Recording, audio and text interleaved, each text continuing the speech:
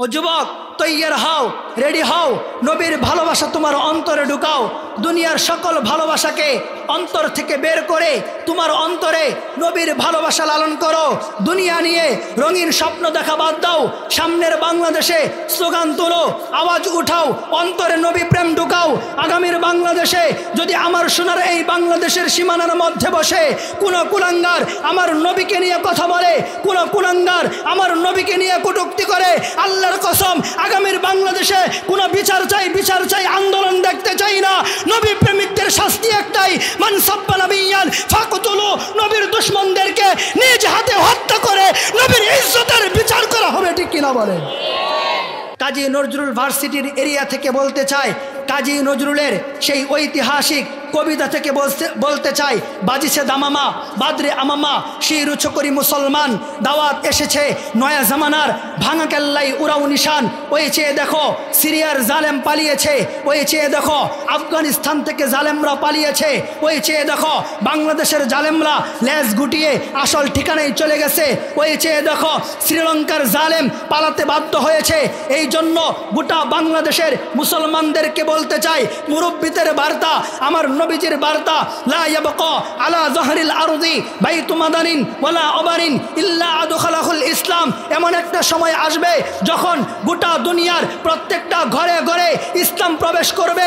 ইসলাম নিয়ে যতই ষড়যন্ত্র হোক, ইসলামকে যতই দাবিয়ে দেওয়ার চেষ্টা করা হোক, ইসলাম তার স্বগতিতে এগিয়ে যাবে। আমরা তো স্বপ্ন দেখি, শুধু বাংলাদেশ নয়, আমরা স্বপ্ন দেখি কালিমার পতাকা বাংলাদেশে উড়াবো, ইন্ডিয়াও উড়াবো, পাকিস্তানেও উড়াবো, গোটা দুনিয়ায় কালিমার পতাকা উড়াবো। আর সেই কালিমা পতাকা উড়ানোর জন্য যেই কাফেলাকে সবার আগে সামনে প্রয়োজন, সেটাই হচ্ছে যুব সমাজের কাফেলা। এই জন্য যুবকদেরকে বলি, আগামীর বাংলাদেশে আল্লাহর দিনের কালিমা উড়ানোর জন্য, আল্লাহর কোরআনের রাজ কায়েম করার জন্য যদি ডাক আসে, মাথায় কাফনের কাপড় বেঁধে, কোমরে রশি বেঁধে আল্লাহর জমিনে আল্লাহর দিনকে প্রতিষ্ঠিত করার জন্য কারা কারা রাজপথে নেমে আসবে, দুটি হাত তুলে আল্লাহকে দেখিয়ে দাও।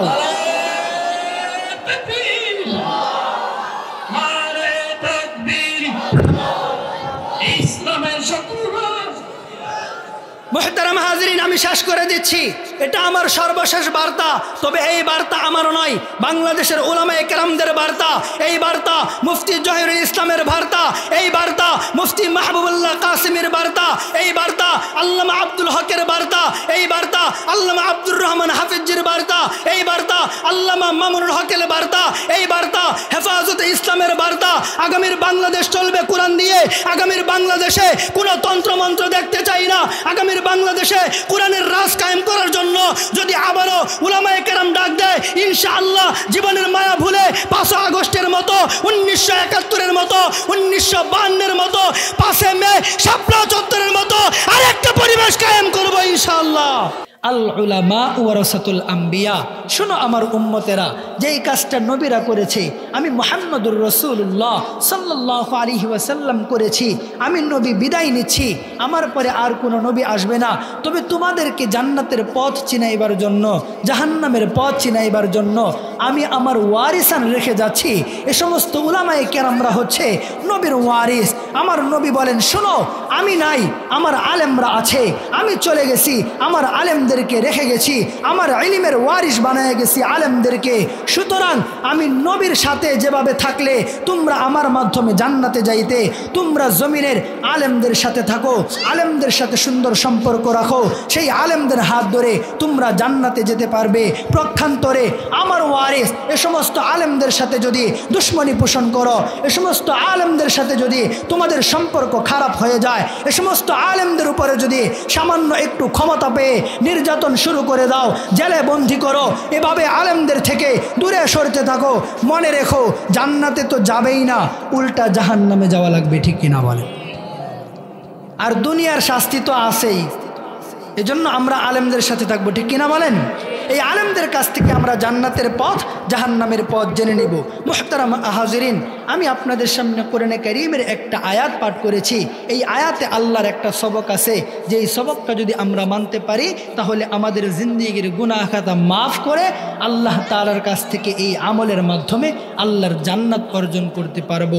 মুহতারাম হাজিরিন, বলুন দেখি, আপনাদের যদি আগ্রহ থাকে আমি সামনে কথা বলতে চাই। জান্নাতে যাওয়ার সেই কাজটা আমাদের জানার দরকার আছে না নাই? সবাই বলেন আছে না নাই? কার কার আছে একটু হাত তুলে দেখাই তো। আল্লাহ তাআলা কবুল করুন, সকলে বলেন আমিন। মুহতারাম হাজিরিন, আল্লাহ পাক রব্বুল আলামিন আমার তিলাওয়াতকৃত আয়াতের মধ্যে বলেন, কুল ইন কুনতুম তুহিব্বুনাল্লাহ ফাত্তাবিউনি ইউহিব্বুকুমুল্লাহ ওয়া ইয়াগফির লাকুম যুনুবাকুম ওয়াল্লাহু গফুরুর রহিম। আল্লাহ পাক রব্বুল আলামিন নবীকে ডাক দিয়া বলেন, ও আমার নবী, আপনি আপনার উম্মতদেরকে জানায়া দিন, তারা আমার জান্নাত পেতে হলে আমি আল্লাহর হুকুম মানতে হবে। আমার বান্দা বান্দি যদি আমার জান্নাতে যেতে চাই তাহলে অবশ্যই অবশ্যই আমি আল্লাহর দেখানো পথকে অনুসরণ করতে হবে। আল্লাহ পাক রব্বুল আলামিন বলেন, নবী ওরকম একটা কাজ আমার পক্ষ থেকে আপনি আপনার উম্মতদেরকে জানায়া দিন, তারা যদি একটা কাজ করতে পারে তাহলে আমি আল্লাহ সহজেই আমার ওই বান্দা বান্দিদের উপর খুশি হয়ে যাব। সুবহানাল্লাহ পড়ে না? সেই কাজটা কি? আল্লাহ নবীর মাধ্যমে জানায়া দেন, ও দুনিয়ার মানুষ শোনো, তোমরা যদি আল্লাহ তাআলাকে খুশি করতে চাও, আল্লাহকে ভালোবাসতে চাও, আল্লাহকে রাজি আর খুশি করে আল্লাহকে ভালোবেসে আল্লাহর মাধ্যমে জান্নাত অর্জন করতে চাও, তাহলে ও দুনিয়ার মানুষ তোমরা আমার নবী মুহাম্মাদের আনুগত্য মেনে নাও। মুহতারাম হাজিরিন, আল্লাহ পাক আমাদেরকে একজন নবী দান করেছেন। নবীকে আমাদের আল্লাহ ইমানের অংশ বানিয়ে দিয়েছেন। উম্মতের কাছে নবী এমন এক জিনিস বন্ধু, এই নবী ছাড়া উম্মতের ইমান পূর্ণ হয় না। এই নবী ছাড়া উম্মত কবরে ঢুকতে পারে না। এই নবী ছাড়া উম্মত কবরের হিসাব কিতাব দিতে পারে না। আবার এই নবী ছাড়া উম্মত হাসরের মাঠেও পার পাবে না, ঠিক কিনা বলেন? মুহতারাম হাজিরিন, এই জন্য আমার আল্লাহ পাক রব্বুল আলামিন জানায়া দেয়, ও দুনিয়ার মানুষ শুনো, আমার নবীকে ভালোভাবে আঁকড়ে ধরো, আমার নবীকে মজবুত করে ধরো, আমার নবীকে ভালোবাসো। তোমার অন্তরের মধ্যে আমার নবীর ভালোবাসা সবচেয়ে বেশি ঢুকায়া নাও। আমার নবীর ভালোবাসা যার অন্তরে জায়গা পাবে, ওই ব্যক্তিকে কষ্ট করে আমি আল্লাহকে ভালোবাসতে হবে না। আমি আল্লাহ আমার নবীকে ভালোবাসার কারণে আসমান থেকে ঘোষণা করলাম, আমি আল্লাহ নিজেই বান্দার দিকে এগিয়ে গিয়ে বান্দাকে ভালোবাসবো। মুহতারাম হাজিরিন, এই জন্য আল্লাহ জানায়া দেন, ও দুনিয়ার মানুষ শুনো, মা আতাকুমুর রাসূলু ফাখুযুহু ওয়া মা নাহাকুম আনহু ফান্তাহু। আমার নবী যা করতে বলে তা করো, আমার নবী যা ছাড়তে বলে তা ছাড়ে দাও। আমার নবী যা করতে বলে তা করো, আমার নবী যা ছাড়তে বলে তা ছেড়ে দাও। আমার নবীর আদেশ মানার মধ্যেই আমি আল্লাহর সন্তুষ্টি, আমি আল্লাহর নিষেধ ছাড়ার মধ্যেই আমি আল্লাহর সন্তুষ্টি রয়েছে। মুহতারাম হাজিরিন, এই জন্য কবি সুন্দর করে বলেন, শরীয়ত হো তরিকত হো, শরীয়ত হো তরিকত হো तमामी, हकीकत से मोहम्मद की गुलामी। তুমি শরীয়ত বলো আর তরিকত বলো, যেটারই দাবিদার হও। মুহাম্মাদের গোলামি ছাড়া, মুহাম্মাদের আদেশ মানা ছাড়া, মুহাম্মাদের নিষেধ ছাড়া শরীয়তের দাবিদার হওয়া যায় না, তরিকতের দাবিদার হওয়া যায় না। ঠিক কিনা বল? আজকে আমাদের সমাজে কিছু মানুষ আছে, নামাজের খবর নাই, রোজার খবর নাই, যাকাতের খবর নাই, দাড়ির খবর নাই, সুন্নতের খবর নাই, গোসলের খবর নাই, পর্দার খবর নাই, শরীয়তের কোনো বিধানের খবর নাই। জিজ্ঞেস করলে বলে তোমরা তো শরীয়তের মৌলবী, এই জন্য নামাজ লাগে, দাড়ি লাগে, রোজা লাগে, হজ লাগে। আমরা তরিকতের মুসল্লি, আমাদের কিচ্ছু লাগে না। আছে না নাই? আছে না নাই? আরে চুলের মধ্যে জট লেগে গেছে, যদি জিজ্ঞেস করা হয় বাজান তোমার চুলে জট লেগে গেছে, গোসল করো না কেন? আমি তরিকতের লোক। আরে তরিকতে কি গোসল ছাড়ার সিস্টেম আছে নাকি? আমার রসুল তো তোমার মতো এমন পাগলা ব্যক্তিকে কোনোদিন উম্মত স্বীকার করে না। এই জন্য কবি বলেন শোনো, শরীয়ত হো তরিকত হো তামামি, হकीकत से মোহাম্মদ কি গুলামি। শরীয়তের দাবিদার হও, তরিকতের দাবিদার হও, যে কিছুর দাবিদার হও না কেন, তোমাকে মুহাম্মাদের আদর্শ গ্রহণ করা লাগবে। ঠিক কিনা বলেন? এই জন্য শুধু তরিকত শরীয়ত নিয়ে কথা বললে লাভ নাই। শুধু আলেম হলেই বন্ধুরা আমার, শুধু মুসলমান হলেই এরকম না। আজকে যারা আমাদের দেশের আলেমের বিপরীত আরেকটা সাইড আছে, গায়রে আলেম, তো তা সহজে বলে দেই, কেউ বা বিএনপির রাজনীতি করে, কেউ বা আওয়ামী লীগের রাজনীতির সাথে সম্পৃক্ত, কেউ বা জাতীয় পার্টি, এই সেই যা কিছুই বলেন, আল্লাহর কসম করে বলি, মুহাম্মাদের আদর্শ না ধরে জিয়াউর রহমানের আদর্শ বলো, আর বঙ্গবন্ধুর আদর্শে বলো, আর এরশাদ খালুর আদর্শের কথাই বলো, আল্লাহর কসম, আল্লাহর নবী মুহাম্মাদের আদর্শ ছাড়া অন্য কোনো আদর্শের মধ্যে এ দুনিয়ার মানুষের মুক্তি নাই। ঠিক কিনা বলে? এজন্য যেই সাইনবোর্ডেরই হন, মুহাম্মাদের আদর্শে আসতে হবে। ঠিক কিনা বলেন? আল্লাহ পাক আমাদেরকে সেই মহানবী, মুক্তির যেই দিশারি, যার মধ্যে আল্লাহ তাআলা আমাদের উত্তম আদর্শ রেখেছেন, এটা আল্লাহ বলে দিয়েছেন, আমার কথা না, সেই মহামানবের আদর্শ আমাদেরকে গ্রহণ করবার তৌফিক দান করুন সকলে বলে না। মুহতারাম হাজিরিন, যে কথাটা বলছিলাম, উম্মতের কাছে নবী এতটা এক দামি জিনিস, নবীর ভালোবাসা এতটা দামি এক জিনিস। বন্ধুরা আমার, আজকে কিছু কপাল পোড়া উম্মত আছে যাদের অন্তরে স্ত্রীর ভালোবাসা আছে, ভাইয়ের ভালোবাসা আছে, বন্ধুর ভালোবাসা আছে, গার্লফ্রেন্ডের ভালোবাসা আছে, নেতার ভালোবাসা আছে, দলের ভালোবাসা আছে, মাগার নবীর ভালোবাসা অন্তরে জায়গা পায় না। ঠিক কিনা বলে? বাংলাদেশে এমন নজিরও দেখেছি, সবাই জান্নাতে যেতে চায়, জাহান্নাম থেকে বাঁচতে চায়, মুসলমান হতে চায়, কিন্তু এমন নজিরও দেখেছি বাংলাদেশে যখন পৃথিবীর আনাচে কানাচে কোনো এক জায়গা থেকে নবীর চরিত্র নিয়ে কেউ কথা বলেছে, নবীকে নিয়ে ব্যঙ্গ করেছে, গ্রামের ভ্যানওয়ালারা রাস্তায় নামলেও, রিক্সাওয়ালারা রাস্তায় নামলেও, ছাত্র বন্ধুরা রাস্তায় নামলেও, বিভিন্ন সাইনবোর্ডে সলিমপুরের ব্যানারে বিক্ষোভ হয়েছে, ত্রিশালের ব্যানারে বিক্ষোভ হয়েছে, ভালুকার ব্যানারে, আলেমদের ব্যানারে, তৌহিদি জনতার ব্যানারে বিক্ষোভ হয়েছে। বাংলাদেশে আমার 32 বছর বয়স রানিং, আমি জীবনে কোনো দিন আওয়ামী লীগ বলেন, বিএনপি বলেন, জাতীয় পার্টি বলেন, কোনো একটা দলের ব্যানারে নবীকে গালি দিলে এর বিরুদ্ধে কোনো মিছিল স্লোগান দেখি নাই। ঠিক কিনা বলেন? কথা কি খারাপ লাগতেছে? অথচ মুসলমান দাবি করি কেন? আওয়ামী লীগ যারা করে তারা কি মুসলমান না, নবীর উম্মত না? বঙ্গবন্ধুর নিয়ে টু একটা শব্দ করলে মিছিল আছে না নাই? কথা বলেন।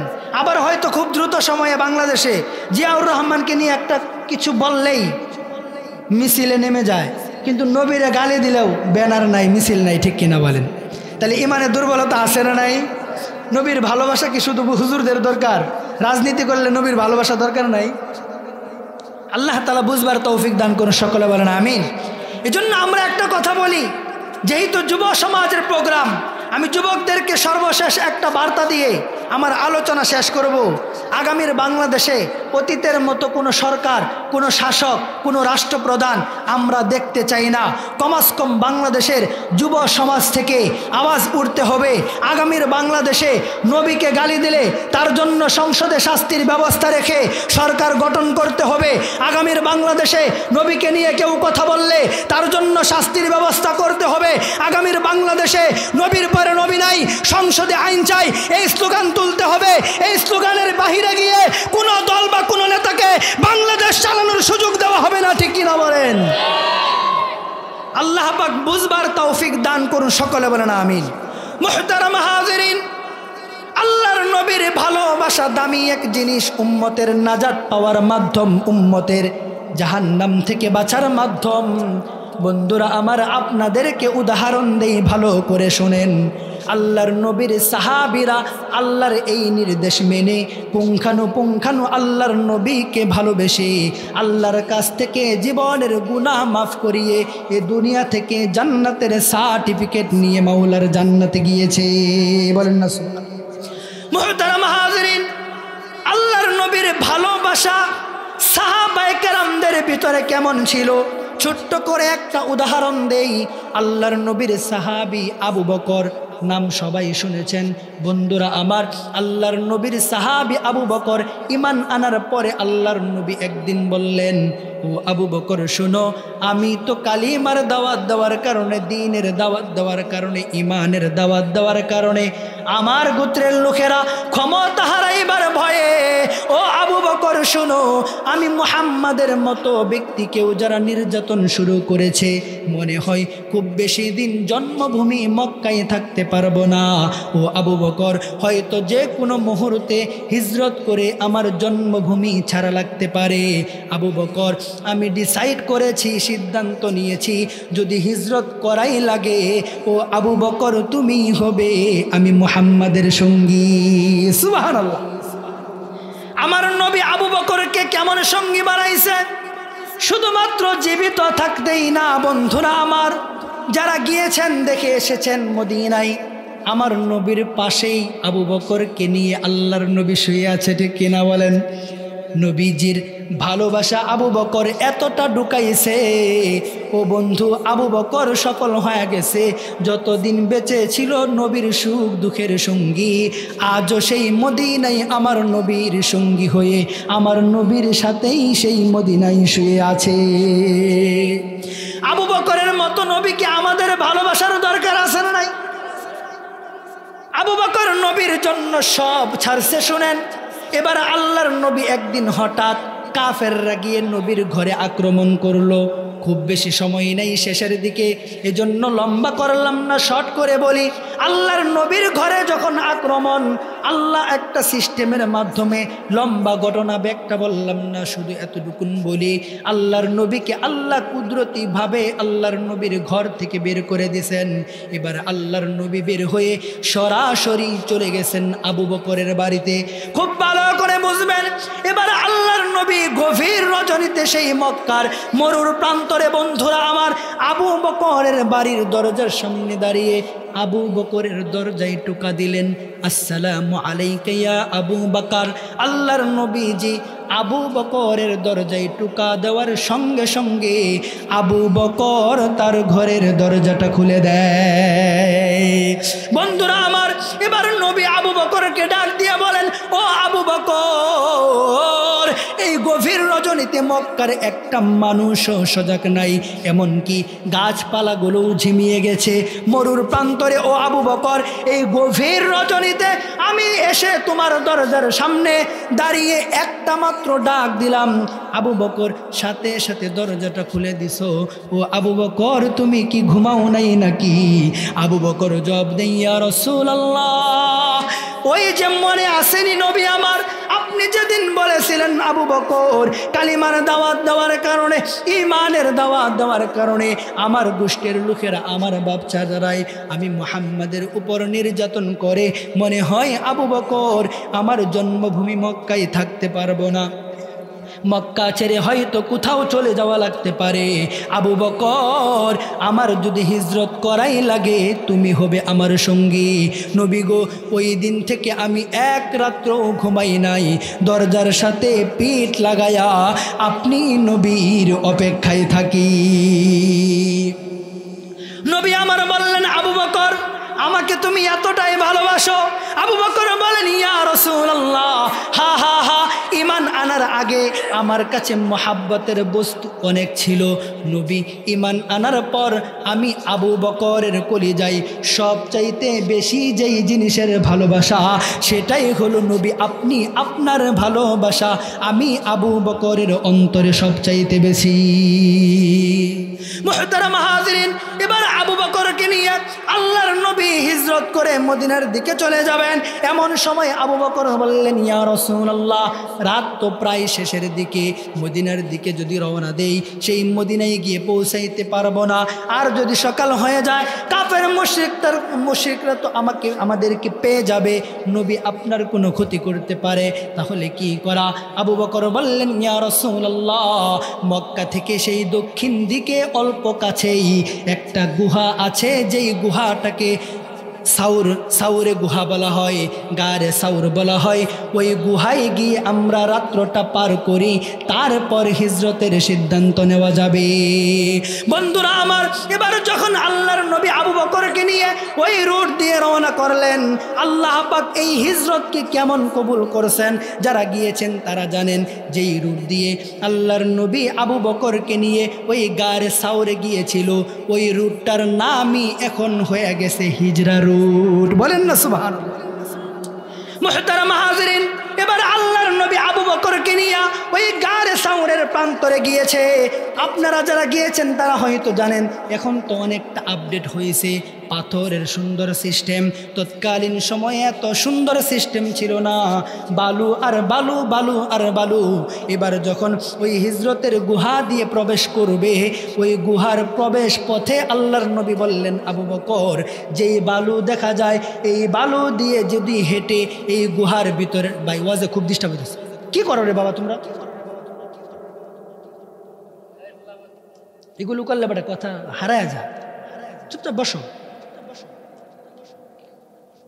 মুহতারাম হাজিরিন, এবার আল্লাহর নবী আবু বকরকে বললেন, ও আবু বকর, এই বালু দিয়ে যদি হেঁটে গুহার ভিতরে ঢুকি, কাফেররা যদি পিছন দিক থেকে আসে, আসার পর দেখবে বালুর মধ্যে পায়ের ছাপ, তারা তো বুঝে যাবে, তখন তো আমাদের রক্ষা নাই। আবু বকর, এখন কি করা? আবু বকর বললেন, ইয়া রাসূলুল্লাহ, আমি আবু বকর তো আপনার সাথে আছি, ওগো আল্লাহর নবী, জীবনের সব চাইতে বেশি ভালোবাসি আপনাকে। আমি আবু বকর থাকতে নবী আপনার কোনো ক্ষতি করবে? আমি আবু বকর বেঁচে থাকতে কাফের মুশরিকদেরকে এই সুযোগ আমি আবু বকর দেব না। আরে নবীর ভালোবাসা কেমন হয় দেখেন। আজকে তো বাংলাদেশে বিশ্ব আশেকে রাসূল দাবিদার অভাব নাই, অথচ নবীর চরিত্র নিয়ে কথা বলে, নবীকে গালি দেয়, নবীকে লুচ্ছা বলে, আরো কত কিছু বলে। বন্ধুরা আমার, জবান দিয়ে প্রতিবাদের আওয়াজটুকু পর্যন্ত বের হয় না, ঠিক কিনা বলেন? মুহতারাম হাজিরিন, এবার আবু বকর আল্লাহর নবীকে বললেন, নবী আমার কাঁধের উপরে উঠেন, আমি আপনাকে আবু বকর কাঁধে করে নিয়ে গুহার ভিতরে ঢুকবো, তাহলে তো আপনার পায়ের ছাপ পড়বে না। নবী বললেন, আবু বকর, আমি নবীর পায়ের ছাপ পড়লে তুমি আবু বকরের পায়ের কি ছাপ পড়বে না নাকি? আবু বকর বললেন, ইয়া রাসূলুল্লাহ, আপনি উঠুন। নবী আমার আবু বকরের কাঁধে উঠল। এবার আল্লাহর নবীকে আবু বকর কাঁধে নিয়া পায়ের যেন ছাপ না পড়ে, কাফের মুশরিকরা যেন বুঝতে না পারে এই গুহায় কেউ ঢুকছে। বন্ধুরা আবার আবু বকর আল্লাহর নবীকে কাঁধে নিয়া পুরা পাটা বালুর উপর না ফালাইয়া পায়ের দুইটা ভিদ্যাঙ্গুলি দিয়া উকে উকে উকে উকে আল্লাহর নবীকে নিয়ে গুহার ভিতরে ঢুকে যায়। আর নবী প্রেম কাকে বলে, নবীর ভালোবাসা কাকে বলে?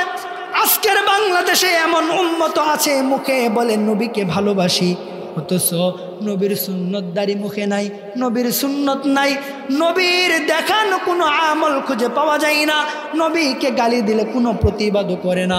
বন্ধুরা আমার, এমন করে আল্লাহর নবীজির সাহাবী আবু বকর আল্লাহর নবীকে নিয়ে গুহার ভিতরে ঢুকে যায়। সুবহানাল্লাহ। এভাবে সাহাবায়ে কেরাম নবীকে কতটা ভালোবাসছে আপনাদেরকে কিভাবে বুঝায়? কারণ সাহাবায়ে কেরাম বুঝতে পেরেছে নবীর ভালোবাসা এমন জিনিস, লা ইউমিনু আহাদুকুম হাত্তা আকুনা আহাব্বা ইলাইহি মিন ওয়ালিদিহি ওয়া ওয়ালাদিহি ওয়ান নাসি আজমাইন। নবী জানিয়ে দিয়েছেন, ও উম্মত শুনো, যতক্ষণ পর্যন্ত তোমার অন্তরে, তোমার কলবে, তোমার সন্তানের চাইতে, তোমার স্ত্রীর চাইতে, তোমার বন্ধুর চাইতে, তোমার মা বাবার চাইতে নবীর ভালোবাসা বেশি না হবে, ততক্ষণ তুমি মুমিন হতে পারবে না। ঠিক কিনা বলেন?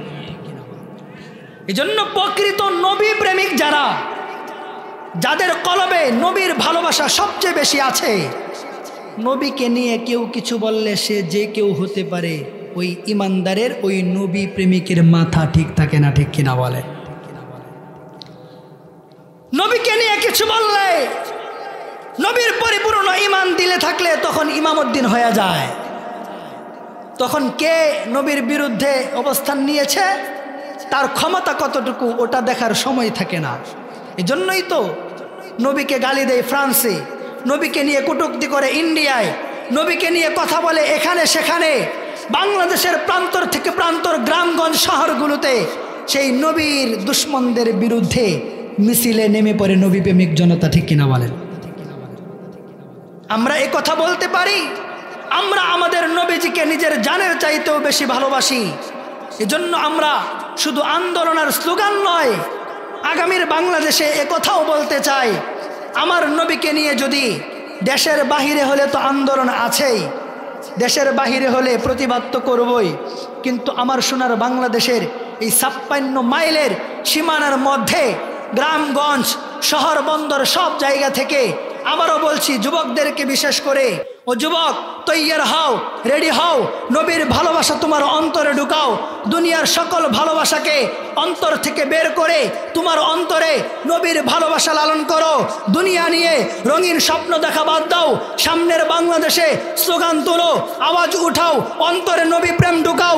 আগামীর বাংলাদেশে যদি আমার সোনার এই বাংলাদেশের সীমানার মধ্যে বসে কোনো কুলাঙ্গার আমার নবীকে নিয়ে কথা বলে, কোনো কুলাঙ্গার আমার নবীকে নিয়ে কটূক্তি করে, আল্লাহর কসম আগামীর বাংলাদেশে কোনো বিচার চাই, আন্দোলন দেখতে চাই না। নবী প্রেমিকদের শাস্তি একটাই, মান সাব্বা নবিয়ান ফাকতুলু, নবীর দুশমনদেরকে নিজ হাতে হত্যা করে নবীর ইজ্জতের বিচার করা হবে। ঠিক কিনা বলেন? যুবকরা তৈয়ার তো ইনশাআল্লাহ? আল্লাহ কবুল করুন, সকলে বলেন আমিন। আমার সর্বশেষ বার্তা, একজন মানুষ যদি ইমানদার হতে চায় শুধুমাত্র লা ইলাহা ইল্লাল্লাহ পড়লে ইমানদার হওয়া যায় না। ঠিক কিনা বলেন? বলেন ইমানদার হতে হলে কতটুকু শব্দ লাগে জানেন না? মনে হয় জানেন না? আরে লা ইলাহা ইল্লাল্লাহ মুহাম্মাদুর রাসূলুল্লাহ, শুধু লা ইলাহা ইল্লাল্লাহ পড়লে ইমানদার হওয়া যায়? উম্মতের জন্য নবী এতটা জরুরি, শুধু লা ইলাহা ইল্লাল্লাহ পড়লে ইমানদার হওয়া যায় না, সাথে মুহাম্মাদুর রাসূলুল্লাহ লাগে। ঠিক কিনা কোন?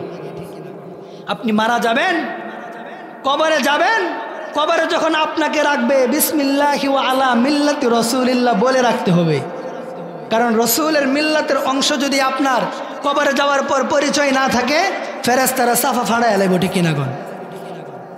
কবরে যদি আপনি এ পরিচয় নিয়ে যান, আমি বঙ্গবন্ধুর আদর্শের সৈনিক, আমি জিয়াউর রহমানের আদর্শের সৈনিক, আমি অমুকের আদর্শের সৈনিক, তমুকের আদর্শের সৈনিক, চাফা ফাড়ায় লাইব।